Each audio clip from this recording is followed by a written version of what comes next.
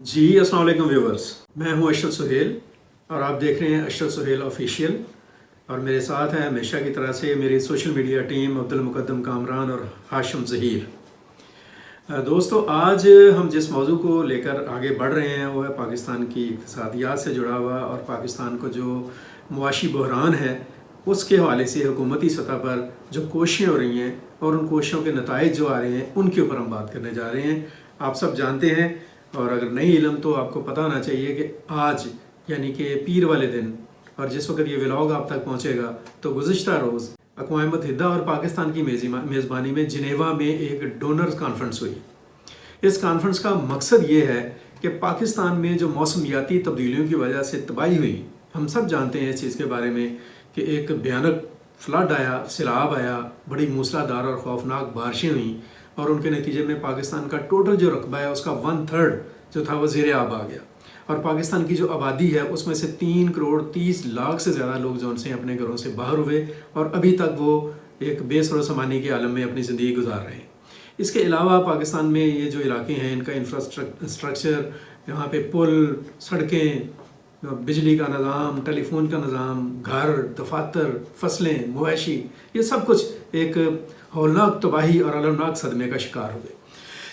पूरी दुनिया ने इस मामले के ऊपर तशवीश का भी इज़हार किया, परेशानी का भी इज़हार किया, पाकिस्तान का साथ देने की भी बात की और साथ देना बनता भी है पाकिस्तान का। वो इसलिए कि ये जो पाकिस्तान को जिस तबाहकुन हालात का जिनका सामना करना पड़ा वो दरअसल पाकिस्तान का जुर्म नहीं है जिसकी उसे सज़ा मिली। दरअसल हुआ ये कि अमेरिका और जो दीगर तरक्की याफ्ता ममालिक हैं दुनिया के, उन्होंने जिस तरह से अपनी सनती तरक्की के लिए और इकॉनमी को तरक्की देने के लिए जो उन्होंने रवैया अख्तियार किया, उस रवैये से आलमी दर्जा हरारत में इजाफा हुआ, माहौल में मनफी तब्दीलियाँ पैदा हुई, मौसमियाती तब्दीलियाँ पैदा हुई और दुनिया में जो एटमॉस्फेयर चेंज हुआ, उस एटमॉस्फेयर चेंज की में जो हाथ था वो तरक्की याफ्ता और मजबूत और ताकतवर मुल्कों का 99% है और पाकिस्तान जैसे मुल्क का 1% से भी कम है, लेकिन उसकी तबाही और हौलनाकी का पाकिस्तान को किसी भी दूसरे मुल्क के मुकाबले में ज़्यादा सामना करना पड़ा। एक महदूद अंदाजे के मुताबिक कम अज़ कम 30 अरब डॉलर का नुकसान हुआ है पाकिस्तान की मईशत को। ये 30 अरब डॉलर वो हैं कि जो हमारे समझ लें कि कुल टोटल हमारी अपनी इकॉनमी के मुकाबले में बहुत भारी हैं और बड़े ज़्यादा हैं। और इन 30 अरब डॉलर के हिट करने की वजह से पाकिस्तान की इकॉनमी जो सी है वो क्रंच में गई। पाकिस्तान का जो मुआशी बहरान पहले ही एक तशवीशनाक सूरत हाल में था, उसमें और शिद्दत आई और इसी शिद्दत को कम करने के लिए पाकिस्तान ने अक़वाम मुत्तहिदा की, मैं समझता हूँ कि यहाँ पे हमें शुक्रगुजार होना चाहिए यूएनओ का कि उसकी मेज़बानी में पाकिस्तान ने जिनेवा में कामयाब कॉन्फ्रेंस का इनेकाद किया है। इस कॉन्फ्रेंस में जो डिमांड रखी गई, पाकिस्तान की तरफ से एक रोड मैप दिया गया और कहा गया कि इस वक्त पाकिस्तान को कम अज़ कम मज़ीद 16.3 अरब डॉलर चाहिए हैं अपने मुतासरा इलाकों की बहाली के लिए और जो मुतासरीन सैलाब हैं उनको एक्सपोर्ट देने के लिए, यानी तामीर नौ और बहाली का जो अमल है उसके लिए कम अज़ कम 16.3 बिलियन डॉलर्स की ज़रूरत है। पाकिस्तान ने ये डिमांड रखी थी आलमी बरादरी के सामने कि इसमें से आधे आप अरेंज करके दें हमें। और अच्छी बात है, खुशी की बात जो उनसे है वो ये है कि तकरीबन 8 से 9 अरब डॉलर के ऐलानात हुए। एशियाई तरक्याती बैंक इस्लामिक तरक्याती बैंक ने सबसे बड़ा स्टेप लिया, कोई 4 अरब 20 करोड़ डॉलर्स का ऐलान किया, अगले 3 साल में वो देगा। इसी तरीके से वर्ल्ड बैंक ने कोई 2 अरब डॉलर का ऐलान किया और बाकी जो दुनिया के ममालिक हैं, सऊदी अरब है, चीन है, यूरोपीय यूनियन है, जर्मनी है, फ्रांस है और दीगर जो ममालिक हैं उन्होंने पाकिस्तान को एक्सपोर्ट देने का ऐलान किया। और अराउंड आप कह सकते हैं कि कोई अभी एग्जैक्ट फिगर तो आ जाएंगे, लेकिन 9 अरब डॉलर के करीब पाकिस्तान को एक अमदादी फंड्स जो उनसे इनको जारी करने का ऐलान किया गया। देखें, मैं आपको यहाँ पे ये भी बात बता दूँ कि इन फंड्स का कोई पाकिस्तान की इक़्तिसादियात के ऊपर कोई बराह रास्त असर नहीं पड़ेगा। ऐसा नहीं होगा कि पाकिस्तान की जो मुआशी बहरान है वो ख़त्म हो जाएगा, बल्कि ये जो फंड्स हैं ये तो इस कमिटमेंट के साथ दिए जा रहे हैं कि पाकिस्तान में जो रिकन्स्ट्रक्शन का, तामीर नौ का और जो एक बहाली का अमल है उसमें इनकी स्पेंडिंग होगी। लेकिन इसका एक इम्पैक्ट ज़रूर है। इम्पैक्ट ये है कि इन 9 अरब डॉलर्स के पाकिस्तान को मिलने पर या पाकिस्तान को देने के ऐलान पर एक मैसेज ज़रूर गया इंटरनेशनल कम्युनिटी में कि दुनिया जो है वो पाकिस्तान के बारे में फ़िक्रमंद है, दुनिया पाकिस्तान के हालात के बारे में बाखबर है। اور ان حالات کو مد نظر رکھتے ہوئے پاکستان کو سپورٹ دینے کی ایک سوچ رکھتی ہے. یہی جو سوچ ہے اور یہ جو ایکسپریشن ہے ڈیفینیٹلی اس کا اثر جو سا ہے پاکستان کی اکانومی پر بھی پڑے گا. ابھی ان دنوں میں IMF کا وقت بھی آ رہا ہے پاکستان میں.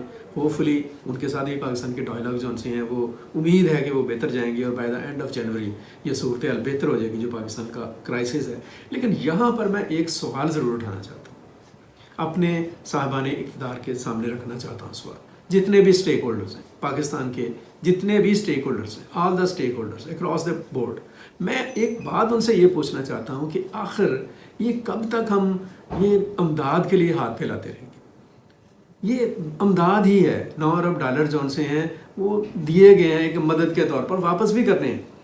IMF کی ہم منتیں کر رہے ہیں کہ ہمیں جو بیل آؤٹ پیکج ہے اس کے جو باقی کے $2.6 بلین ہیں وہ دے دیں تاکہ ہمارا مسئلہ چل جائے, ہمارا خرچہ پورا ہو جائے, ہمارے مسائل جو سے ہیں وہ حل ہو جائے.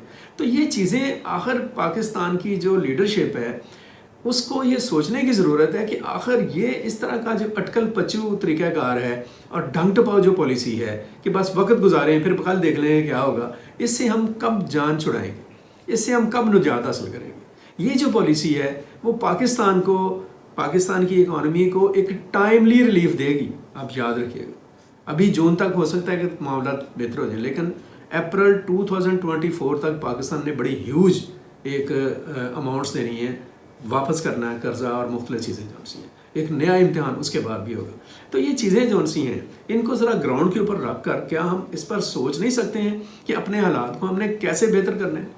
کیا ہمارے پاس کوئی صلاحیت نہیں ہے؟ کیا ہمارے پاس کوئی سورس نہیں ہے؟ کیا ہم ایک آرگنائزڈ پلان نہیں کر سکتے ہیں اپنی معیشت کے لیے؟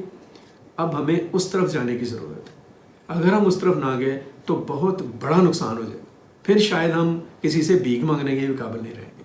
تو اس صورتحال کا اپنے اوپر ایک آپ اس کا نتیجہ اخذ کریں اور اس سے سمجھنے کی کوشش کریں کہ آخر یہ بھیک کا اور مدد کا اور کشکول کا یہ جو سلسلہ ہے اس کو ہم نے کب اس سے جان چھڑانی ہے؟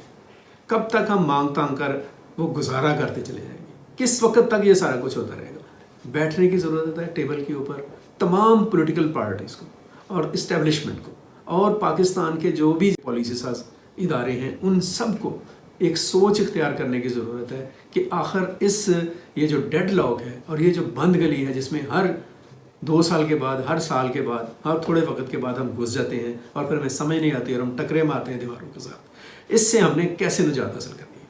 کام کوئی مشکل نہیں ہے, بہت آسان ہے. اپنے ملک کے اندر ایک پیس اینڈ سیکیورٹی کے لیے کام کریں. ملک کے جو تاجر ہیں, جو ملک کے صنعت کار ہیں, جو ملک کے کاروباری حلقے ہیں ان سے رابطہ کریں, ان کو حوصلہ دیں, ان کو شاباش دیں, ان کو بیک اپ کریں کہ آئیں ملک کی اکانومی میں ایک رول پلے کریں. ملک کے اندر جب آپ امن لے آئیں گے تو ڈیفینیٹلی سرمایہ کاری ہوگی, ملک کی سیاحت کو فروغ ملے گا, ملک میں کھیل کے میدان آباد ہوں گے اور یہ سب چیزیں پاکستان کی اکانومی کو اسٹرینتھن کریں گی. پاکستان کے اندر جب ہم رول آف لا لے کر آئیں گے تو یہ جو کلپریٹس ہیں, یہ جو مہنگائی کرنے والے عناصر ہیں, یہ جو بلیک میلرز ہیں, یہ جو مافیاز ہیں جو چیزوں کو لوٹ مار پر یقین رکھتے ہیں, لوگوں کو مصنوعی پرائس ہائیک میں لے کر جاتے ہیں, ذخیرہ اندوزی کرتے ہیں, ملاوٹ کرتے ہیں, ان کو جرت نہیں ہوگی اگر قانون کی حکمرانی ہوگی کہ وہ عوام کے صحت کے ساتھ بھی اور عوام کے پیسے کے ساتھ بھی کھلواڑ کریں. عوام کو ریلیف دیں, عوام کو اعتماد میں لیں, ان کو بتائیں کہ ہم کہاں کھڑے ہیں اور اب ہم یہ مشکل فیصلے لینے کی طرف جا رہے ہیں. میں نے پہلے بھی یہ بات زور دے کر کہی تھی کہ عام آدمی کے مقابلے میں طاقتور آدمی جو سا ہے اس کو لوپ میں لائیں, اس سے کہیں نکالو بھی پیسہ, آپ کے پاس بہت پیسہ ہے, اس کے پیسوں کو گارنٹی دیں, شیورٹی دیں, کوئی ایمرجنسی اسکیم لیں. یہ جو ڈالر لوگوں نے گھروں میں دبا کے رکھے ہیں وہ باہر نکالیں تاکہ ملک کی اقتصادیات جو ہے اس کو کچھ ہوش آ سکے. یہ مانگے تانگے کا سلسلہ جو سا ہے اس سے جان چھڑانے کی ضرورت ہے. اگر ہم اس سے جان نہیں چھڑائیں گے تو پھر یہ جو ریچ ہے نا یہ ہماری جان نہیں چھوڑے گا اور شاید اللہ معاف کرے ہمیں انبیئریبل جو ریزلٹس ہیں ان کا سامنا کرنا پڑے. آج کے لیے اتنا ہی. اپنا خیال رکھیں, اپنے گرد و نواح کا خیال رکھیں. اللہ آپ کا حافظ و نگہبان ہو, حامی و ناصر ہو. اللہ حافظ.